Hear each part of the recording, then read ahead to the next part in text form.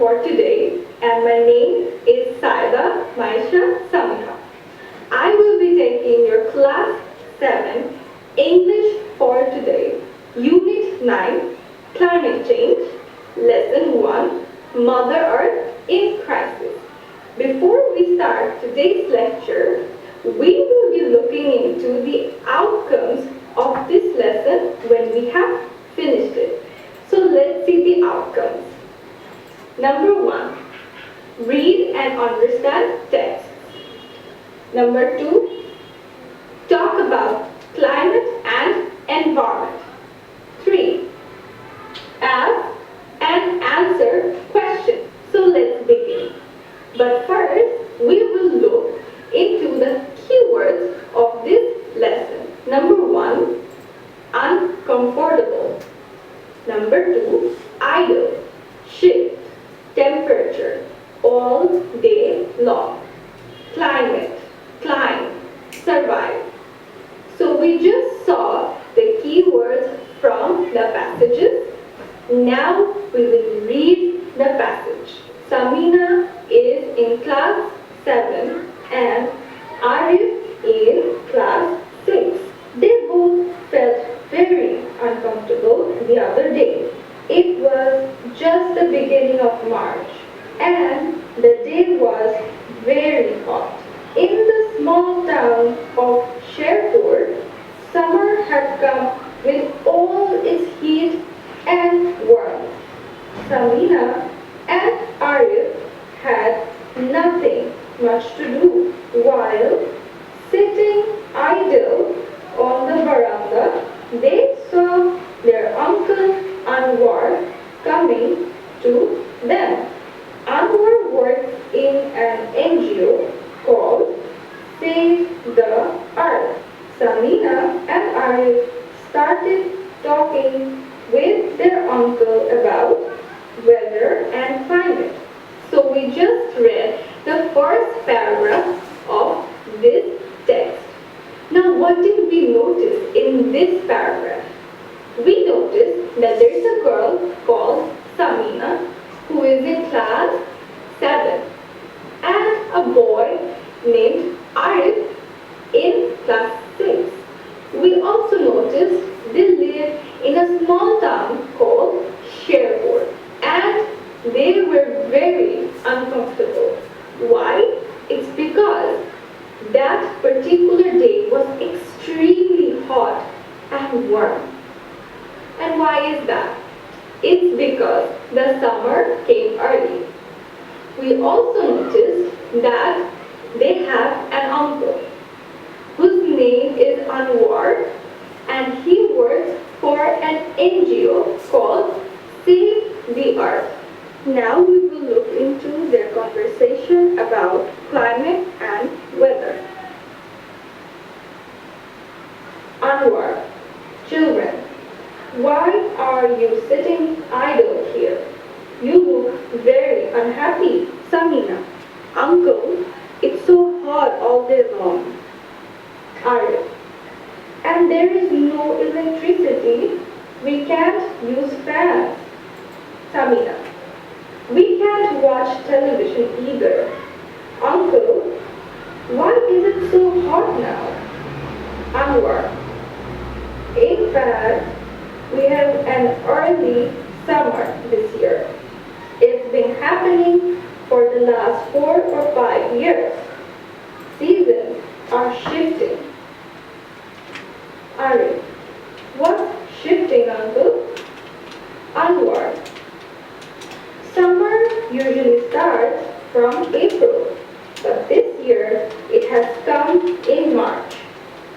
This moving from April to March is a shift or change. Samina, why do seasons shift, uncle? Anwar, well, this is for climate change and many things are happening on this earth due to climate change. For example, seasons are shifting, temperatures are climbing, and sea levels are rising. If things go like this, our Mother Earth will be in danger. Samina: Uncle, what will happen if the earth is in danger? How will we survive on this earth? Anwar: Well, I am going to give you a booklet now. Please read it and you will know more about climate change. Samina and Arif: Thank you, Uncle.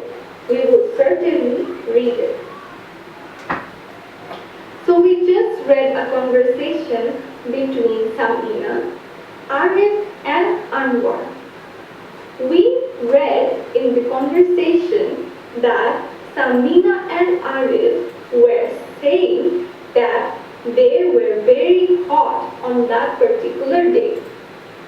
And they were also saying that they cannot use electricity, watch television, and since they do not have electricity, they cannot turn on their fans.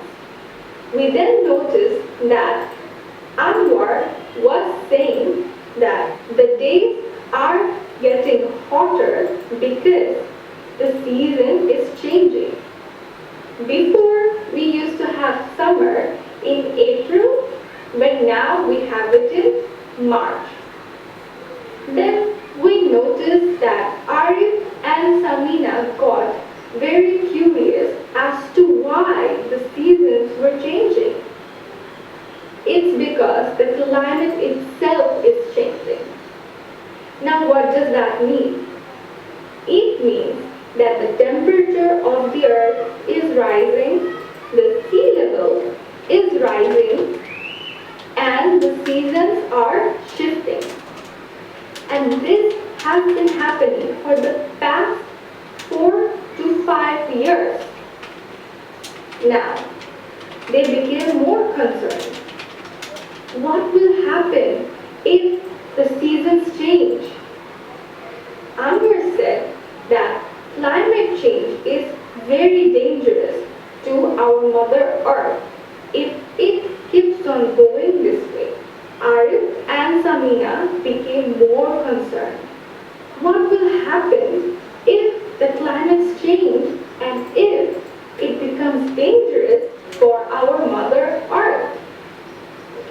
For that, Anwar gave a booklet to Samina and Arif where they will read the booklet and they will understand better about weathers, climates and seasons. So we have read the passage clearly what is happening in the text and what is Samina, Arif and Anwar talking about. Now we will do exercise B where we will have to choose the right answer. So let's see. Number 1. Which one of these is an example of climate change? A. Long day. B. Windy day. C. A hot summer day. D. A sunny day. Now, which one is the right answer? The right answer is C. A hot summer day. Now, why is a hot summer day the answer? We saw in the passage that due to climate change, the days are getting hotter. The summer is coming early, which is why number C is the right answer. Now let's look into number 2. What does climbing mean in the statement?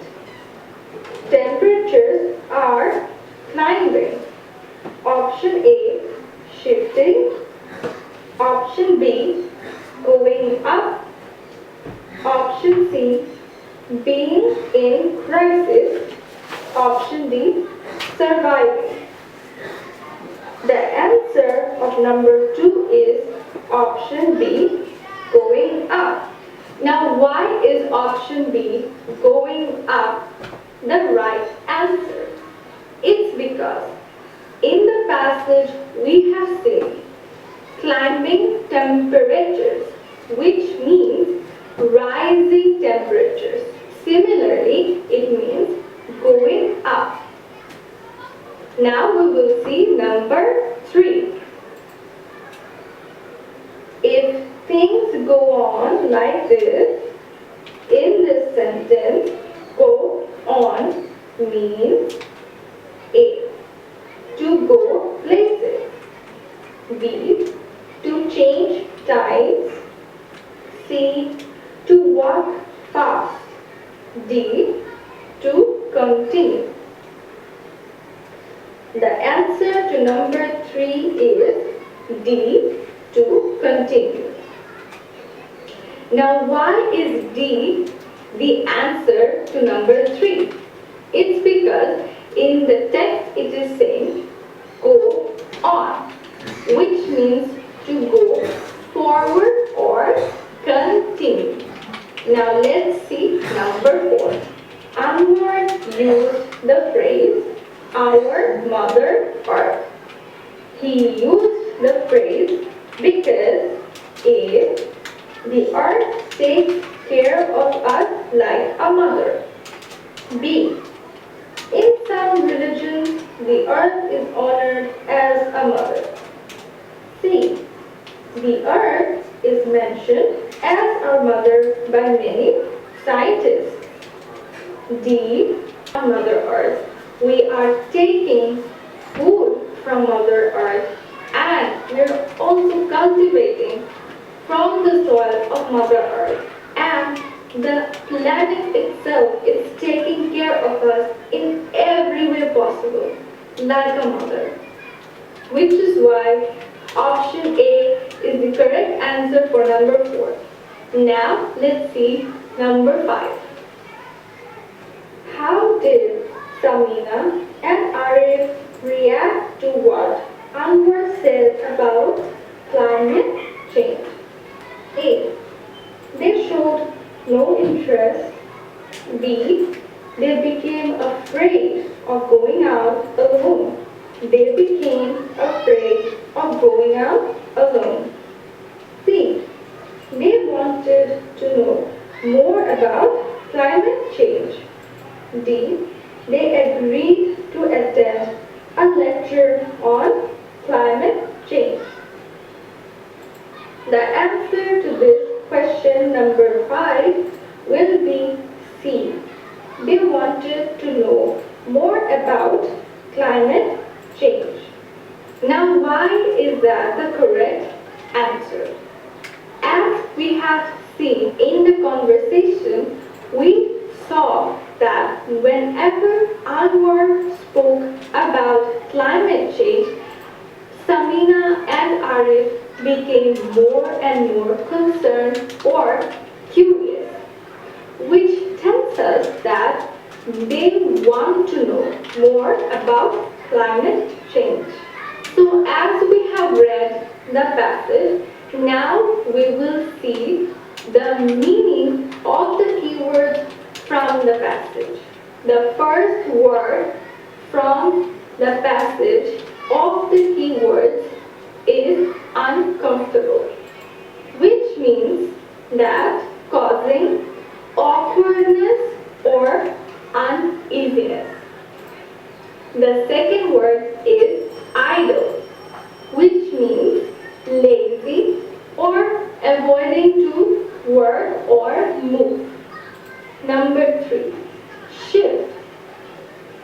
Shift means to change. The fourth word is temperature. It means the degree of heat of a place or a person. 5, all day long, which means the entire day. Number 6, climb. Climb usually means to move or go upwards in a slope. Number 7, climate. It means weather conditions. Number 8, survive. means to remain alive. So those were all the key words that we have read in the passage and learned their meanings. So we have just done exercise B, and now we will move on to exercise C. Let's see what exercise C wants us to do. Now look at the 6 pictures that Samina and Arif saw in the booklet. All these pictures are about the dangers caused by climate change. Choose a caption given in the box to match each picture. So we just read the title of the exercise, where the exercise wants us to do is there are 6 pictures given in your book, and there are 6 phrases in a box after the pictures. What we will have to do is match the pictures with the phrases. Let's read the phrases from the box. A. Drought in North Bengal. B. Wildlife at risk of extinction. C. Stronger cyclone and tornadoes. D. Rising sea level at Cox's Bazar. E. Flooding of rivers in monsoon. F. Higher temperature. So we just read the 6 phrases from the box. Now we will have to match the phrases with the pictures that we can see in the book. So the first picture shows us that it is plain dry land. It looks very dry, it looks very plain, which automatically it refers to higher temperature. In higher tempered climates, we can see that everything around us or the environment looks very dry and plain. Let's see the second picture. In the second picture, we can see a Royal Bengal tiger. We already know that Royal Bengal tigers are very rare. We can automatically say that Royal Bengal tigers are on the verge of extinction. So the phrase that matches with the picture is wildlife at risk of extinction, which is option B. Now we can see another picture. In this picture, we can see sea beach of Cox's Bazar. We already know that the ice is melting from the Antarctic, which is increasing the sea levels of the oceans and rivers and ponds all over the planet because of the rising temperatures.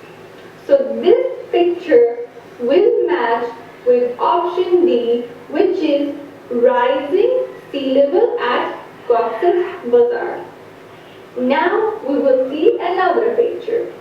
It looks like they're trying to cross a river, or they're trapped in a flooded area. This picture will match with the phrase E, flooding of rivers in monsoon. We already know that because of the climate change, everything is changing. The seasons are changing and shifting, the temperatures are rising, we are having early winters, early summers, which is why we can see that even the floods are increasing with time. Now we can see another picture. In this picture, we can notice that the soil is cracked, or it looks very broken. Now, this usually happens when there is a drought or shortage of water in a specific or particular area. This means that this particular area is facing drought. So drought in North Bengal. Last but not the least, this picture shows us that the clouds are gathering in one specific spot. We can see that they are in a circling or in a whirlpool effect, which means that this particular area may be facing tornadoes or cyclones, which leads us to the phrase stronger cyclones and tornadoes.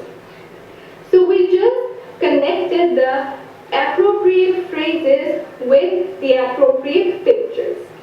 So what did we learn today? We learned how to read and understand a passage. We learned keywords from the passage and their meanings. We learned about climate, season and environment and how the climates are changing. And we asked and answered few questions from the book, which is exercise B. Your homework for today's lesson will be exercise E. Make a list of 5 other dangers of climate change that might occur to your locality. In this question, what you will have to do is notice the climate or season changes in your locality and make a list of 5.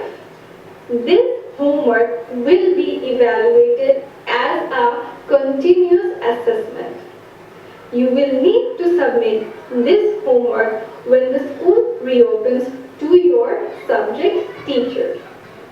Stay healthy, stay safe, stay at home, maintain the health guidelines given to us by the government. I hope you enjoyed today's lecture. Thank you.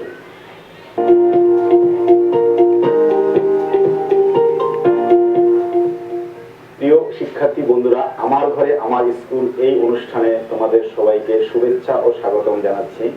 তোমাদের সাথে আছি আমি মোহাম্মদ জাহিদুল ইসলাম জাহিদ। আজকে অষ্টম শ্রেণী অর্থাৎ JSC শিক্ষার্থীদের জন্য গণিত বিষয়ের চতুর্থ অধ্যায় এর 4.1 এই অনুশীলনী থাকবে।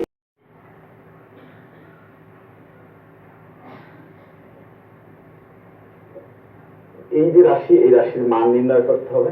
তো আমরা রাশিটাকে তুললাম। এখন দেখো এখানে আমরা সরাসরি যদি এম এবং এন এর মান বসিয়ে দেই তাইলেও কিন্তু রাশির মান চলে আসবে, কিন্তু যেহেতু আমাদের সূত্র প্রয়োগ করে রাশিটাকে সংকুচিত করার মানে সিস্টেম আমাদের জানা আছে, এজন্য রাশিটাকে আগে সংকুচিত করে এভাবে যদি তুমি সরাসরি মান বসিয়ে দাও তাহলে সেক্ষেত্রে কিন্তু নম্বর পাবে না, কারণ আমাদের এই সূত্র প্রয়োগ করে তারপরে মান বসাতে হবে।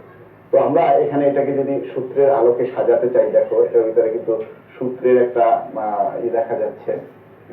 আমরা এটাকে যদি 4m² প্লাস n² এটাকে হোল স্কোয়ার লিখি তাহলে কিন্তু এটাই আসে আমাদের 16m², এবং সর্বশেষ যেটা আছে সেখানে চলে যাও, দেখো 7, তাহলে এখানে হলো 3m² মাইনাস 2n²। এটাকে যদি হোল স্কোয়ার দাও তাহলে এটাকে যদি আমরা a² ধরি অর্থাৎ প্রথম রাশির বর্গ, এটাকে যদি দ্বিতীয় রাশির বর্গ দাও তাহলে মাঝখানে টার্মটাকে কিন্তু আমরা সেই সূত্র অনুযায়ী সাজাতে পারি।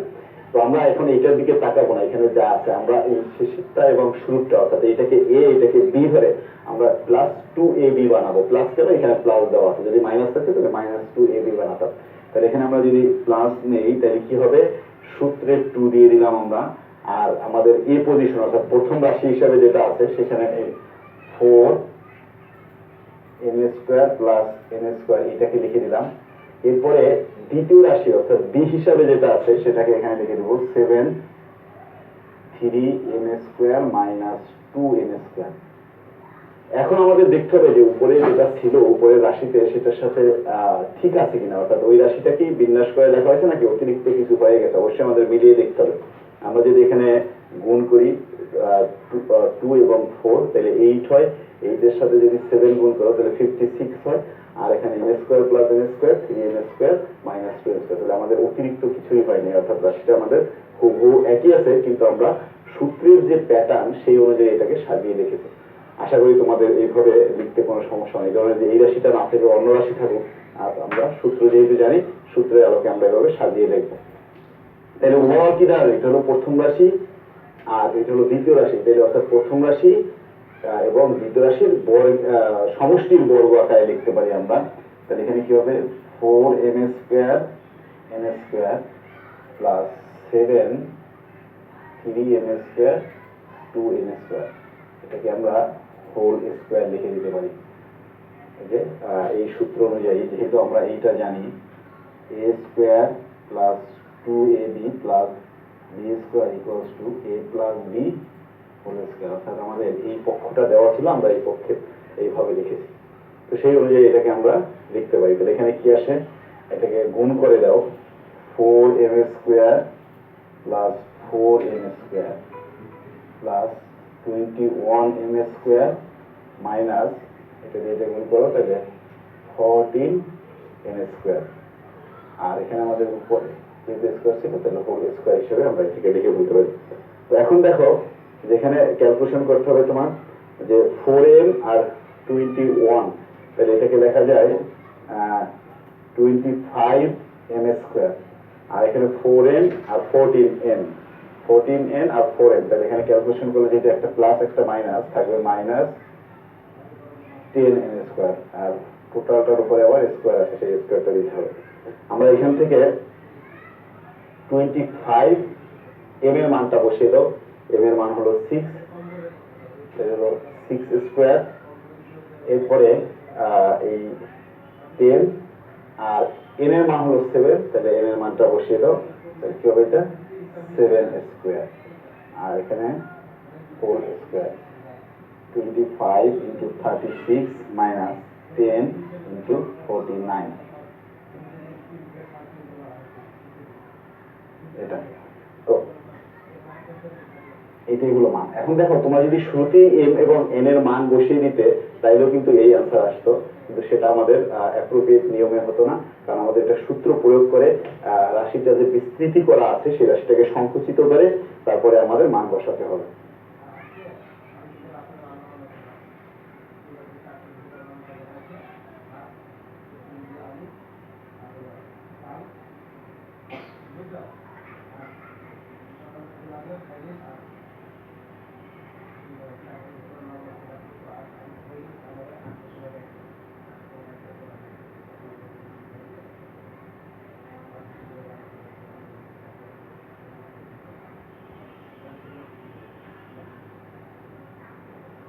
দেখো আমাদের এই a minus 1/a equals to m এটা দেয়া আছে, আর এটা দেখাতে হবে। তো অবশ্যই তোমরা কোশ্চেনটাকে এইভাবে পড়ার আগে সাজিয়ে নিবে, সাজিয়ে নিলে তোমার যেমন সুবিধা, টিচার যখন খাতা দেখবে তারও সুবিধা। তো এইভাবে আমাদের একটা অঙ্কটাকে অবশ্যই সাজিয়ে করতে হবে। তো আমরা এই যে দেয়া আছে সেটা থেকে শুরু করে এই ম্যাথটা করা যায়। আবার এখানে আমাদের যে লেফট হ্যান্ড সাইড ধরো রাইট হ্যান্ড সাইডকে নিয়ে আসা যায়। তো আমি একটা প্রক্রিয়া দেখাই, আর একটা প্রক্রিয়া তোমরা করবা। তো আমি লেফট হ্যান্ড সাইড থেকে রাইট হ্যান্ড সাইডটাকে নিয়ে আসি। তো আমরা এটাকে বাম পক্ষ লিখলাম, a to the power 4 plus 1 by a to the power 4। দেখো এখানে আমাদের দেয়া আছে যে মানটা সেটা হলো a minus 1 by a, এখানে কিন্তু কোনো ঘাত নাই, আর এখানে ঘাত আছে 4, তাহলে আমাদের অবশ্যই ঘাতটাকে ভেঙে বিস্তৃতি করতে হবে। তাহলে a স্কোয়ার হোল স্কোয়ার, আর এটাকে লেখা যায় 1 by a square whole square. সূত্র অনুযায়ী আগেও আমি তোমাদের দেখিয়েছি যে a square plus b square যদি হয় তাহলে সেটাকে আমরা বিভিন্ন উপায়ে লিখতে পারি। এই একটা উপায়, এরপর হলো a minus b whole square plus 2ab, এই একটা উপায়, আবার a plus b whole square plus a minus b whole square divided by 2। আসলে আমরা কোনটাকে নিব? তো তোমাদের বরাবরের মতো আবার বলছি যে আমাদের আসলে দেখে নিতে হবে যে যেসব উপত্য দেওয়া আছে তার সাথে মিলিয়ে আমরা কোনটাকে কোন সূত্রটাকে প্রয়োগ করতে পারি। কি করলাম, a অর্থাৎ প্রথম রাশি প্লাস দ্বিতীয় রাশি মাইনাস 2 ইন্টু রাশি দুটির গুণফল 1 বাই a স্কয়ার। দেখো এই অংশ কাটা যায়, তাহলে কাটা গেলে থাকে হলো আমাদের এই ভিতরে এটা হলো a square plus 1 by a, এটাকে যদি আমরা এইভাবে লিখি হোল স্কয়ার, আর এই টোটালটার উপর a স্কয়ার দিয়ে দিলাম, a স্কয়ারটা, আর এখানে মাইনাস 2 রয়ে গেছে। এখন দেখো আমরা এখন আবার ওই সেম সূত্র মানে অর্থাৎ আগের সূত্রেই আবার নিব, কিন্তু আমরা এইবার নিয়েছিলাম প্লাস দিয়ে নিয়েছিলাম। কেন প্লাস দিয়ে নিয়েছিলাম? আমাদের যে আবার এই সূত্রে নেওয়া যাবে এই জন্য। কিন্তু মাইনাস দিয়ে নিলে আবার ওই সূত্রে নেওয়া যেত না। এইবার আমরা মাইনাস দিয়ে নিব, কারণ কি যে এইটাকে নিব, এখানে আমাদের দেখো রাশিটার মানটা মাইনাস দিয়ে দেওয়া আছে, তাহলে ওভারঅল কি আসবে এ প্লাস 1/a হোল স্কয়ার। কিন্তু আমরা এখানে প্লাস দিয়ে যদি নেই তাহলে আর এই মান বসাতে পারবো না, তাহলে আমাদের কি করতে হবে, এটা অবশ্যই আমাদের এটাকে মাইনাস দিয়ে নিতে হবে। মাইনাস দিয়ে নিলে a 1/a এর পরিবর্তে m বসাতে পারবো, কারণ রাইট হ্যান্ড সাইড দেখো তোমার যেতে হবে যেদিকে সেদিকেও কিন্তু তাকাতে হবে, এখানে m নিয়ে আসতে হবে, তাহলে m নিয়ে আসলে অবশ্যই মানটা বসাতে হবে। তাহলে আমরা কি লিখলাম, a অর্থাৎ প্রথম রাশি এবং দ্বিতীয় রাশি বিয়োগফলের বর্গ, এরপরে আর লিখি তাহলে প্লাস 2 ইন্টু প্রথম রাশি দ্বিতীয় রাশি। এরপরে দেখো এই যে একটা বর্গ ছিল সেই বর্গটা আমাদের দিতে হবে, তাহলে এই বর্গটা দিয়ে দিলাম, আর এর বাইরে আছে -2। তো এখন এখান থেকে আমরা যদি মান বসিয়ে দেই, দেখো এই মানটা হলো a 1/a, এটার পরিবর্তে m বসানো যায়, তাহলে আমরা এখানে লিখলাম m স্কয়ার মাইনাস এটা চলে যায়, তাহলে এখানে হলো প্লাস, তাহলে +2, আর এখানে হলো হোল স্কয়ার, এই স্কয়ারটা আসলো এই, আর হলো -2, আর এই স্কয়ারটাও কিন্তু আছে, সেটা হলো m এর উপরে দিয়ে দিলাম। আমরা এখানে কি লিখবো, যে মান বসিয়ে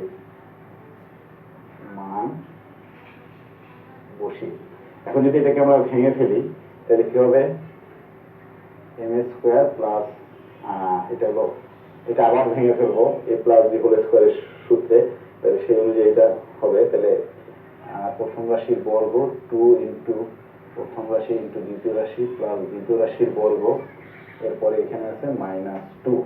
আমরা এতটুকুর কাজ করলাম এখানে। এরপরে আসো এটা কি হবে, m⁴ plus 4n square plus 4 -2, তাহলে এখান থেকে লেখা যায় m⁴ plus 4n square plus 4 থেকে -2 গেলে +2 থাকবে। এরপরে তুমি আরেকটা লাইন লিখতে পারো, অর্থাৎ a⁴ 1/a⁴ এই লাইনটা আবার তুলে দিতে পারো, তারপরে লিখে দেবো প্রমাণিত। তো আশা করি তোমরা এভাবে এই সিস্টেমের আরো ক্রিটিক্যালও হতে পারে, মানে অর্থাৎ সূত্র প্রয়োগ করা বুঝলেই তুমি সেই ম্যাথগুলো করতে পারো। তাই এই ধরনের যত ম্যাথগুলো আছে সেগুলো তোমরা প্র্যাকটিস করবে। আমি এই চ্যাপ্টারে আরেকটা নিয়ম তোমাদের বাকি আছে, সেই নিয়মটা আমি দেখাবো, সেটা হলো দুটি রাশির বর্গের অন্তররূপে প্রকাশ করা। 4 নাম্বার ম্যাথটা, এখানে আমাদের দুইটা রাশি দেওয়া আছে 6a প্লাস 9b, দুটি রাশি না, এখানে একটা রাশি, তার ভিতরে বিভিন্ন পদ আছে। দেখো এখানে যে এই একটা রাশি, এখানে কিন্তু যেহেতু গুণ আছে তাহলে আমরা এটাকে একটা রাশি বলবো। তো একটা রাশি যেহেতু, সেই রাশিটাকে আমাদের দুইটা রাশির বর্গের অন্তর্ফল রূপে প্রকাশ করতে হবে। তোমাদের একটু সহজে আমি একটা মজাদার ম্যাথ দেখাই, যেমন দেখো এইটা 45, এখানে কিন্তু একটা সংখ্যাই আছে, এই সংখ্যাটাকে কিন্তু তুমি দুইটি সংখ্যার বর্গের অন্তর্ফল রূপে দেখাতে পারো। কিভাবে দেখাতে পারো, দেখো যে তুমি এই 45কে যদি এইভাবে লিখতে পারো যে 9 ইন্টু 5, 5 এবং 9 যদি আমরা গুণ করি তাহলে 45 হয়। এখন তুমি এটাকে যদি দেখো, যে তুমি যে এ বি এর আমি যে সূত্র শিখে আসছি তোমাদের, এ বি অর্থাৎ দুটি রাশির গুণফল, রাশি দুইটার যোগফলের অর্ধেকের বর্গ বিয়োগ রাশি দুইটার বিয়োগফলের অর্ধেকের বর্গ, এভাবে কিন্তু লিখতে পারি। সেই সূত্র অনুযায়ী তুমি যদি লেখো তাহলে এখানে কি হবে, 9 + 5 / 2 whole square minus 9 - 5 / 2 whole square, তাহলে এখানে কত হলো 14 / 2, তার মানে 7 স্কয়ার, এখানে হবে কত 4 / 2 স্কয়ার। তাহলে কি হলো, যে এখানে এই ছিল 45 কে আমরা সরাসরি দুটি রাশির বর্গের দুইটা সংখ্যার বর্গের অন্তর্ফল রূপে দেখালাম, অর্থাৎ 7 স্কয়ার এবং 2 স্কয়ারকে যদি বর্গ করো দেখো যে 45 এ আসবে। ঠিক একই বীজগণিতীয় রাশিগুলোকেও আমরা এই সূত্রের সাহায্যে যে দুইটা রাশির বর্গের অন্তর্ফল রূপে দেখাতে পারি। এটা কিন্তু এইভাবে না দিয়ে একটা রাশি হিসাবেও দেখাইতে পারতো, মানে গুণ করেও দিতে পারতো, তখন তোমার এটাকে উৎপাদক বিশ্লেষণ করে তারপর এই টার্মটা নিয়ে আসতে হবে, এরকম দুইটার গুণফল নিয়ে আসতে হবে। গুণফল যেমন আমি এখানে 45কে ভেঙে 9 × 5 দেখাইছি, তুমি যদি এটাকে 45কে 45 × 1 দিয়ে করো, তাও দুইটা রাশির অভিন্ন রূপে আবার দুইটা রাশির বর্গের অন্তর্ফল রূপে দেখানো যাবে। আবার তুমি যদি এটাকে 15 × 3 দিয়ে করো, তাও কিন্তু দুটি রাশির বর্গের অন্তর্ফল রূপে দেখানো যাবে। তো তোমার কি করতে হবে, রাশিটাকে দুইটার গুণফল হিসেবে নিয়ে নিতে হবে। তো এখানে আমাদের রাশিটাকে দুইটার গুণফল হিসেবে আছে, এই গুণফল থেকে আমরা বর্গের অন্তর্ফল দেখাবো। কিভাবে দেখানো যায়, তাহলে এটাকে প্রথম রাশি, এটাকে দ্বিতীয় রাশি ধরি আমরা, তাহলে 6a + 9b plus 7b minus 8a divided by 2 whole square. এই যে এই সূত্র অনুযায়ী এরপর এখানে মাইনাস, এই যে আমরা এই অংশটা লিখলাম, এরপরে মাইনাস দিয়ে আবার 6a plus 9b minus 7b minus 8a divided by 2 whole square লিখতে পারি আমরা। তাহলে এই অংশটা আমি মুছে দিচ্ছি।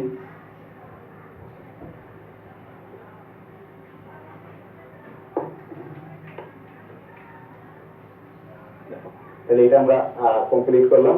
এখন দেখো ওই সূত্রের সাথে হুবহু মিলে গেছে, অর্থাৎ এ বি এর যে সূত্র সেই সূত্র অনুযায়ী। তাহলে এখানে কি হবে 6a plus 9b plus 7b minus 8a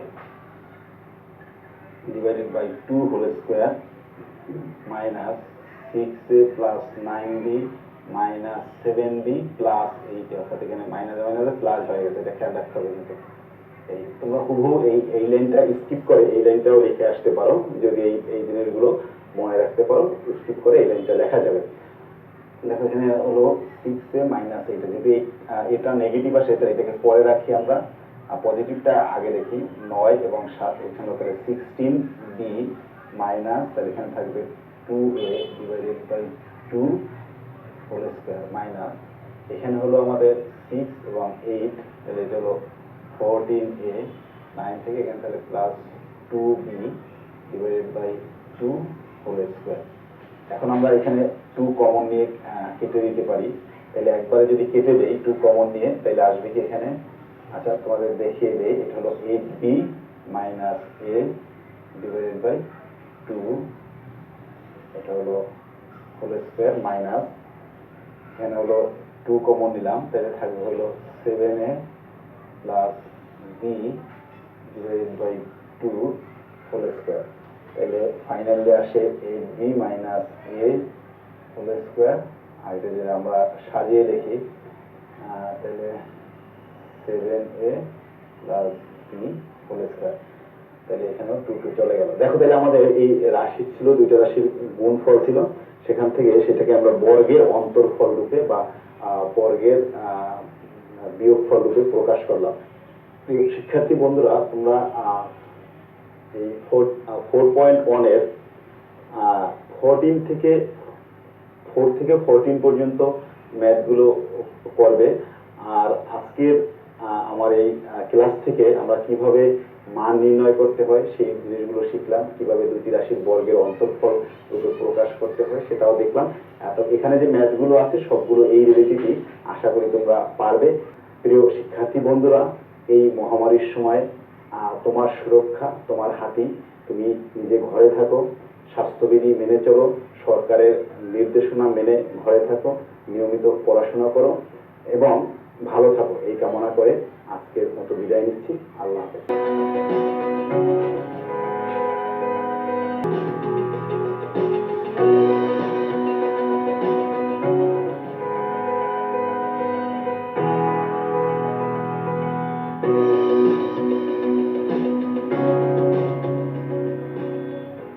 সুপ্রিয় শিক্ষার্থীরা, আমার ঘরে আমার স্কুলের আজকের ক্লাসে তোমাদেরকে স্বাগতম। শিক্ষার্থীরা, আজকে আমরা যে বিষয়টি নিয়ে আলোচনা করব, শব্দের যোগ্যতার বিকাশ ও বাগধারা। এটি আমাদের পঞ্চম অধ্যায় দ্বিতীয় পরিচ্ছেদে আছে।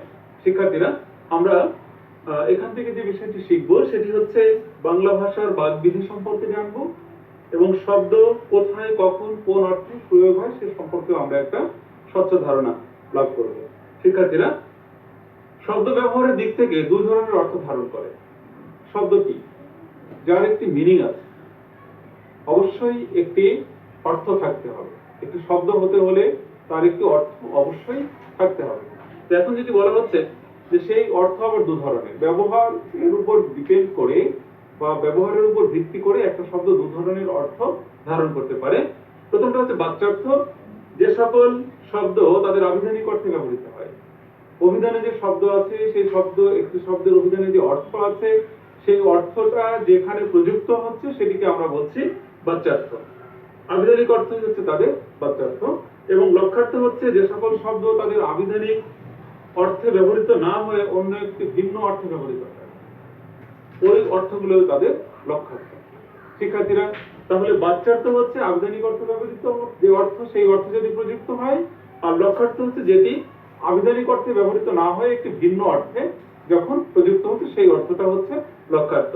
শিক্ষার্থীরা, বাংলা ভাষায় এমন বহু শব্দ আছে যাদের আবিধানিক অর্থের সঙ্গে ব্যবহারিক অর্থে যথেষ্ট প্রভেদ আছে। এই প্রভেদ আবার নানাভাবে প্রযুক্ত হয়েছে। তাহলে কি হচ্ছে, বাংলা ভাষায় অনেক শব্দ আছে যে শব্দের আবিধানিক অর্থ এক কিন্তু ব্যবহারিক অর্থ হয়তো আরেক। তো এই বিষয়টি নিয়ে আজকে আমাদের আলোচনা, এবং এটার মধ্য দিয়ে কিন্তু আমরা আসলে এই যে শব্দের যোগ্যতার যে বিকাশ সেটি সম্পর্কে আমরা জানবো। প্রথমে আছে শিষ্টরীতি বা রীতিসিদ্ধ প্রয়োগ ঘটিত। ছাত্রটির মাথা ভালো। ছাত্রটির মাথা ভালো। শিক্ষার্থীরা, এখানে মাথা বলতে দেহের অঙ্গ বিশেষ না বুঝিয়ে মেধা বোঝায়। তাহলে আমরা দেখতেছি মাথা বলতে আমরা আসলে যেটা বুঝি যে সেটা না বুঝিয়ে এখানে বোঝাচ্ছে মেধা। শব্দের অর্থ সংকোচে ইনি আমার বৈবাহিক। শিক্ষার্থীরা, আমরা হয়তো বললাম ইনি আমার বৈবাহিক। এখানে বৈবাহিক শব্দের বিবাহ সূত্রে সম্পর্কিত অর্থ না বুঝিয়ে ছেলে বা মেয়ের শ্বশুর সম্পর্কিত ব্যক্তিকে বোঝাচ্ছে। তাহলে বৈবাহিক শব্দের একটা অর্থ আছে, সেই অর্থটাকে না বুঝিয়ে কিন্তু একটা ভিন্ন অর্থে প্রযুক্ত হচ্ছে। শব্দের অর্থান্তর প্রাপ্তিতে শিক্ষার্থীরা খেয়াল করো, মেয়ের শ্বশুর বাড়ির তত্ত্ব পাঠানো হয়েছে। তত্ত্ব শব্দের অর্থ হচ্ছে সংবাদ, কিন্তু এখানে তত্ত্ব শব্দটি ব্যবহৃত হয়েছে উপঢৌকন অর্থে।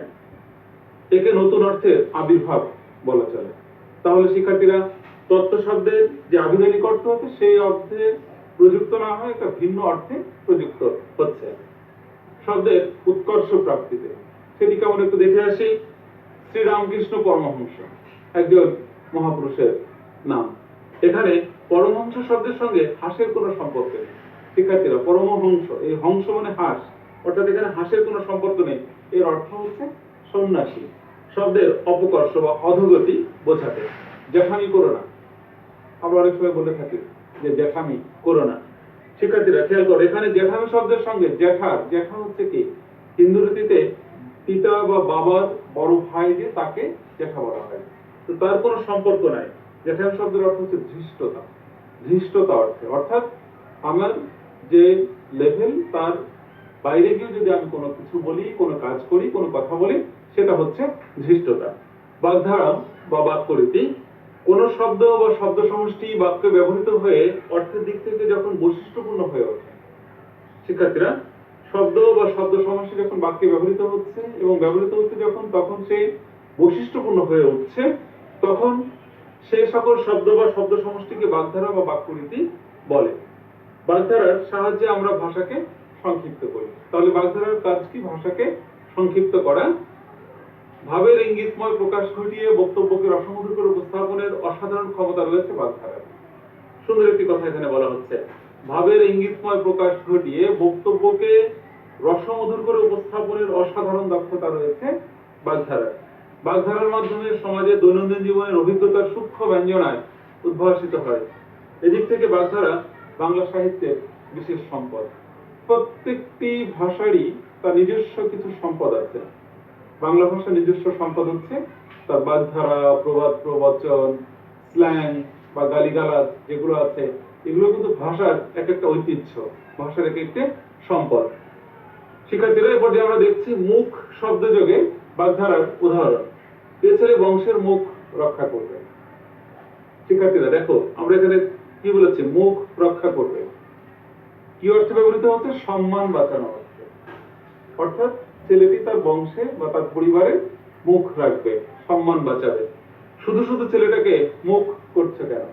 মুখ শব্দটা এখানে ঠিকই আগের বাক্যে আমরা মুখ শব্দটা দেখেছি সম্মান বাঁচানো অর্থে, এখানে আমরা মুখ শব্দটা দেখছি গাল মন্দ অর্থে। ছেলেটাকে মুখ করছো কেন, মানে তাকে গাল মন্দ করছো কেন, বকাঝকা করছো কেন? এবার গিন্নির মুখ ছুটেছে। শিক্ষার্থীরা, আরো ভিন্ন অর্থে মুখ শব্দটা গালিগালাজ আরম্ভ, গালিগালাজ শুরু। গিন্নির মুখ ছুটেছে মানে কি? গিন্নি এখন গালিগালাজ শুরু করলো, আরম্ভ করলো, এরকম অর্থে। প্রক্ষে মুখ ধরে আসে, এখন আরো ভিন্ন অর্থে মুখের স্বাদ নষ্ট হয়েছে, সেই অর্থে, অর্থাৎ প্রক্ষে মুখ ধরে আসছে। শিক্ষার্থীরা, খোদা মুখ তুলে চাইলে অবশ্যই ব্যবসায় লাভ হবে।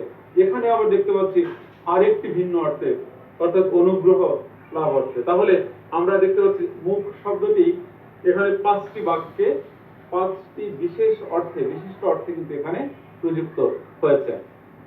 বিশেষ্য শব্দের প্রয়োগ ভেদে অর্থ পার্থক্য হাত। তাহলে হাত একটি বিশেষ্য শব্দ, সেটি কি হচ্ছে প্রয়োগ ভেদে এটার অর্থ কিভাবে পার্থক্য হচ্ছে সেটি সম্পর্কে কিন্তু আমরা এখন দেখব। হাত আসা, শিক্ষার্থীরা কাজ করতে করতেই কাজে হাত আসে মানে কি? হাত আসা মানে এখানে দক্ষতা আসে, অর্থাৎ আমি যে কাজটি করছি সেই কাজটি করতে করতে সেই কাজের উপর আমার একটা দক্ষতা আসবে, আমার একটা নিয়ন্ত্রণ আসবে। হাত গুটানো, হাত গুটিয়ে বসে আছে কেন? কার্যে বিরতি। শিক্ষার্থীরা বহুল ব্যবহৃত একটা বিষয় যে হাত গুটানো, অর্থাৎ কি কাজে বিরতি দেয়া বা কাজে ফাঁকি দেয়া, এরকম একটা অর্থে। হাত করা, সাহেবকে হাত করতে পারলেই কাজ হবে, আয়ত্তে আনা। আমরাও এই শব্দটা কিন্তু কথা ভাষায় ব্যবহার করি বা এই টার্মসটা কিন্তু আমরা ব্যবহার করি যে হাত করতে পারলেই সবকিছু করা সম্ভব হবে। হাত ছাড়া, টাকাগুলো হাত ছাড়া করো না, মানে হস্তচ্যুত যে টাকাগুলো আছে সেগুলো তুমি হাত থেকে তুমি খরচ করো না, নষ্ট করো না, উড়িয়ে দিও না, কাউকে দিয়ে দিও না, সেই অর্থে। হাত থাকা, এই ব্যাপারে আমার কোনো হাত নেই মানে প্রভাব, আরো ভিন্ন অর্থে এখানে প্রযুক্ত হয়েছে যে এই ব্যাপারে আমার কোনো হাত নেই। তাহলে শিক্ষার্থীরা এখানে আমরা দেখতে পেলাম যে হাত শব্দ এখানে ঠিক 5টি ভিন্ন ভিন্ন অর্থে ব্যবহৃত হলো, এখানে প্রয়োগ করে দেখানো হলো। বাগধারা গঠনে বিভিন্ন পদের ব্যবহারকে রীতিসিদ্ধ প্রয়োগও বলে। হাত শব্দের রীতিসিদ্ধ প্রয়োগ, আমরা এখন তাহলে রীতিসিদ্ধ প্রয়োগ দেখছি। হাতের পাঁচ, শেষ সম্বল। বাক্যে ব্যবহার করা কি হচ্ছে? এই টাকা কটি ছিল আমার হাতের পাঁচ, অর্থাৎ এই যে অল্প কয়েকটি টাকা বা কিছু টাকা যেটি আমার হাতের পাঁচ, শেষ সম্বল মানে এরপরে আর আমার আর কিছু রইল না। হাতে হাতে অবিলম্বে, হাতে হাতে এই কাজের ফল পাবে। এখানে হাতে হাতে মানে অবিলম্বে, দ্রুত, সাথে সাথে, সেই অর্থে এখানে ব্যবহৃত হলো। হাতে খড়ি, বিদ্যারম্ভ, এ মাসেই খোকার হাতে খড়ি হবে। শিক্ষার্থীরা হাতে খড়ি এটা হিন্দু রীতিতে সাধারণত যে শিশুদেরকে সরস্বতী বিদ্যার দেবী, সেই দিনে সেই শিশু সন্তানদেরকে হাতে খড়ি দেওয়া হয়, এটা একটা প্রচলন আছে, একটা রেওয়াজ আছে। তো সেই হাতে খড়ি হচ্ছে বিদ্যারম্ভ, হয়তো এই মাসেই খোকার হাতে খড়ি হবে। এখানে কিন্তু তাহলে আমরা দেখতে পাচ্ছি যে হাত শব্দটা এখানে আরেক রকম অর্থে এখানে ব্যবহৃত হলো। হাতে কলমে, স্বহস্তে বা কার্যকর ভাবে। হাতে কলমে শিক্ষা ক্ষেত্রে শিক্ষার চেয়ে দীর্ঘস্থায়ী, অর্থাৎ প্র্যাকটিক্যাল, হাতে কলমে শিক্ষা যেটা আমরা বলি। তাহলে এখানে আমরা দেখতে পাচ্ছি যে 4টি বিশেষ বিশেষ অর্থে এখানে কিন্তু ব্যবহৃত হয়েছে। আমরা আরেকটি শব্দ নিয়েছি, মাথা। শিক্ষার্থীরা কি বলা হচ্ছে? মাথা ধরা, রোগ বিশেষ। আমার খুব মাথা ধরেছে, তার মানে কি? আমার অসুখ করেছে, রোগ অর্থে এখানে ব্যবহৃত হচ্ছে। গায়ের মাথা, মোড়ল। রহিম সাহেব এই গ্রামের মাথা, আমরা অনেক সময় বলে থাকি, মানে তিনি এই গ্রামের মোড়ল, মাতব্বর বা সম্মানীয় একজন ব্যক্তি। মাথা ব্যথা, আগ্রহ, এই ব্যাপারে আমার কোনো মাথা ব্যথা নাই, মানে এই ব্যাপারে আমার কোনো আগ্রহ নাই, কোনো ইন্টারেস্ট আমার নাই। মাথা খাওয়া, শপথ করা। তারপরে আছে কি? মাথা দেওয়া, দায়িত্ব গ্রহণ, মাথা ঘামানো, ভাবনা করা, মাথা পিছু জীবন প্রতি। শিক্ষার্থীরা তাহলে আমরা এখানে দেখতে পাচ্ছি 7টি বিশেষ অর্থে মাথা শব্দটা কিন্তু ব্যবহৃত হয়েছে, অর্থাৎ এই মাথা দিয়ে অনেকগুলো বাগধারা তৈরি করা হচ্ছে। মাথা ধরা, গায়ের মাথা, মাথা খাওয়া, মাথা ঘামানো, মাথা ব্যথা, মাথা দেওয়া, মাথা পিছু, প্রত্যেকটা কিন্তু আবার আলাদা আলাদা অর্থ আছে, স্বতন্ত্র অর্থ আছে। মাথা শব্দের রীতিসিদ্ধ প্রয়োগ ও বাক্য গঠন। রাস্তার মাথা, এটি আবার আরেক রকম ব্যবহার। রাস্তার মাথা, মিলনস্থলে, রাস্তার মাথায় তার সঙ্গে দেখা। মাথা গরম করা, রাগান্বিত হওয়া, তুমি এত মাথা গরম করো না, তার মানে কি? তুমি এত রাগান্বিত হও না, রাগের মাথায় কথাটা বলেছে। সুন্দর একটা বাক্য এখানে দেওয়া আছে যে মাথা গরম করে কথাটা বলে ফেলেছে। রাগের মাথায়, হঠাৎ ক্রোধ বশত, মাথা গরম করে আর কি হবে? আমরা অনেক সময় বলি যে মাথা গরম করে আর কি হবে, যা হবার তা তো হয়েছে। মাথা হেট করা, লজ্জায় মাথা নিচু করা। মাথা হেট হবে কেন? মাথা উঁচু করে চলা, গর্ব করে চলা, মাথা উঁচু করে করে চলতে চায়। তাহলে এখানে আমরা দেখতে পেলাম যে রীতিসিদ্ধ প্রয়োগ এবং বাক্য গঠন কিভাবে হচ্ছে। এ পর্যায়ে আমরা দেখব বিশেষণ শব্দের রীতিসিদ্ধ প্রয়োগ। কাঁচা। শিক্ষার্থীরা কাঁচা একটা বিশেষণ পদ, বিশেষণ শব্দ, সেটি প্রয়োগ আমরা দেখছি। কাঁচা আম, অপরিপক্ক আম, কাঁচা খাতা, খসড়া, কাঁচা কথা, গুরুত্বহীন কথা। কাঁচা ইট, অদগ্ধ ইট। কাঁচা ঘুম, অল্পক্ষণের ঘুম। কাঁচা চুল, কালো চুল। কাঁচা বয়স, অপরিণত বয়স। কাঁচা সোনা, নিখাদ স্বর্ণ। শিক্ষার্থীরা কাঁচা শব্দ বহু বিচিত্র অর্থে ব্যবহৃত হলো। বাক্য গঠন, কাঁচা সোনার মতো তার গায়ের রং, রূপ বর্ণনায় এটি ব্যবহৃত হয়। কাঁচা লোকই কাঁচা কাজ করে। একটি বাক্যে দুটো কাঁচা। কাঁচা লোকই অর্থাৎ আনারি লোক, কাঁচা মানে কি অনিপুণ ভাবে কাজ করে থাকে। তাহলে আমরা দেখতে পেলাম যে একটি বাক্যে দুটো কাঁচা শব্দ আছে, সেই দুটো কাঁচা শব্দ আবার দুরকম ভিন্ন অর্থে ব্যবহৃত হলো। বাক্যে পাকা বিশেষণ শব্দের রীতিসিদ্ধ প্রয়োগ। পাকা কথা শেষ সিদ্ধান্ত সূচক অর্থে পাকা কথা চায় আর কি, এটা বাক্য অর্থাৎ শেষ সিদ্ধান্ত সূচক, একটা সিদ্ধান্ত দিতে হবে, শেষ একটা সিদ্ধান্ত অর্থাৎ এটা আর কোনো নড়চড় হবে না, এরকম একটি অর্থে পাকা বন্দোবস্ত করে এসেছি অর্থাৎ এটি স্থায়ী করে এসেছি, একেবারে একটি প্রতিষ্ঠিত করে এসেছি, এরকম একটা বিষয়। এ হচ্ছে পাকা রাঁধুনির রান্না। এখানে আবার পাকা শব্দটা হচ্ছে দক্ষ অর্থে, দক্ষ রাঁধুনি অর্থে। খিচুড়ে পাকা, ছেলেদের কথা অসহ্য, অকালে পরিপক্ক। আমরা এটা বলে থাকি ইচড়ে পাকা মানে কি যত বড় মুখ নয় তত বড় কথা। আবার হয়তো বলি যে ছোট ছেলে বা ছোট অল্প বয়সী সে হয়তো অনেক বড়দের মতো করে যখন কোনো একটা কথা বলছে পাকামো করছে, আমরা বলি সেই অর্থে এখানে আসলে ইচড়ে পাকা শব্দটি ব্যবহৃত হলো। একেবারে পাকা হাতের লেখা মানে কি দক্ষ লোকের লেখা। শিক্ষার্থীরা, পাকা শব্দটি এখানে আমার দক্ষ অর্থে ব্যবহৃত হলো।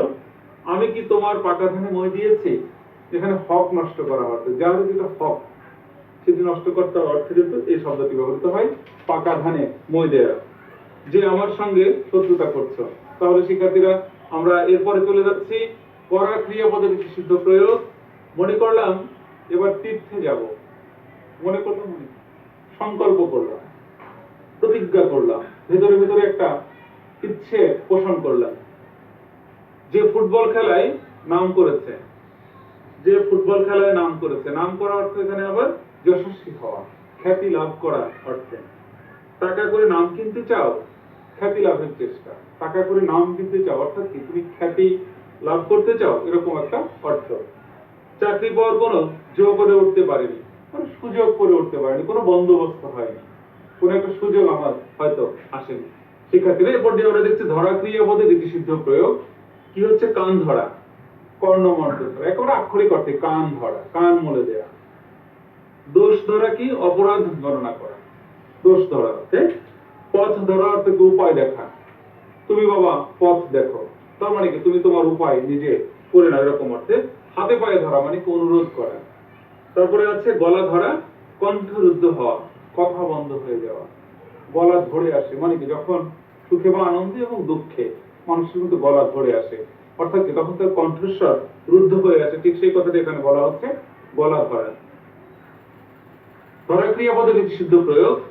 আরো আছে মনে ধরা। মনে ধরা মানে কি পছন্দ হওয়া, যে জিনিসটি আমার মনে ধরেছে মানে কি জিনিসটা আমার পছন্দ হয়েছে, এটা কিন্তু আমরা হরহামেশাই ব্যবহার করি। আগুন ধরা, আগুন লাগা অর্থে। কোথাও যদি আগুন লেগে যায় আমরা বলি আগুন ধরেছে বা আগুন লেগে গেছে, একই বিষয় কিন্তু। মেয় ধরা, মেয় ধরা হচ্ছে দায়িত্ব নেয়া। শিক্ষার্থীরা মেয় ধরার শব্দের অর্থ হচ্ছে দায়িত্ব নেয়া। গো ধরা হচ্ছে একগুঁয়েমি করা। আমরা অনেক ক্ষেত্রেই গো ধরে থাকি, যে যেটা বলেছে সেটা করতেই হবে, বা আমি যেটা বলেছি তো এটাই, এই যে বিষয়টা আছে এটা হচ্ছে এই গো ধরা বা একগুঁয়েমি করা। শব্দাত্মক ও পদাত্মক বাগধারার অর্থের পার্থক্য ঘটে। যেমন এখানে হচ্ছে গা সওয়া, অভ্যস্ত হওয়া, গায়ে সওয়া, দেহে সহ্য হওয়া। গা লাগা মনোযোগ দেওয়া, গায়ে লাগা অনুভূত হওয়া, দুটো কিন্তু দুরকম। পায়ে পড়া ক্ষমা প্রার্থনা করা, পায়ে পড়া ক্ষমা প্রার্থনা করা। কারো কাছে ক্ষমা চাওয়া অর্থে পায়ে পড়া, আবার পায়ে পড়া হচ্ছে কি খোসামদে। হতাশা হচ্ছে অভ্যস্ত হওয়া, অর্থাৎ কোন একটি কাজে করতে করতে আমার হাত এসে গেছে মানে সেই কাজে আমি অভ্যস্ত হয়ে গেছি। হাতে আসা আয়ত্ত হওয়া, এটি আমার হাতে এসেছে মানে এটি আমার আয়ত্তে চলে এসেছে, আমার এটি দখলে চলে এসেছে, এরকম একটা অর্থে। রোগ ধরা, রোগ ধরা হচ্ছে রোগ নির্ণয়, ডায়াগনোসিস যাকে আমরা বলছি। রোগ ধরা কি রোগাক্রান্ত হওয়া, যে রোগে ধরেছে আমরা অনেক সময় বলে থাকি, সেটা অর্থ হচ্ছে রোগ ধরা। শিক্ষার্থীরা আমরা আজকের এই ক্লাসে যে বিষয়গুলো শিখলাম সেটি হচ্ছে যে শব্দ কিভাবে তার রীতিসিদ্ধ অর্থে বা তার যে স্বতন্ত্র আবিধানিক যে অর্থ আছে সেই অর্থে কিভাবে প্রযুক্ত হচ্ছে সে বিষয় সম্পর্কে। তো শিক্ষার্থীরা, এই ক্লাসের আলোকে তোমাদের ছোট্ট একটু বারিতাস দেওয়া থাকছে বাগধারা বা বাক্যরীতি কাকে বলে এবং বাচ্যার্থ ও লক্ষ্যার্থ কাকে বলে। শিক্ষার্থীরা, আশা করি তোমরা এই কাজটি তোমাদের বিষয় খাতায় করে রাখবে এবং স্কুল খোলার পরে তোমাদের বিষয় শিক্ষককে তোমরা এই খাতাটি উপস্থাপন করবে। তিনি এটি মূল্যায়ন করবেন এবং তোমাদের নম্বর প্রদান করবেন। শিক্ষার্থীরা, তোমরা ভালো থেকো, সুস্থ থেকো, আনন্দ থেকো। ধন্যবাদ সবাইকে।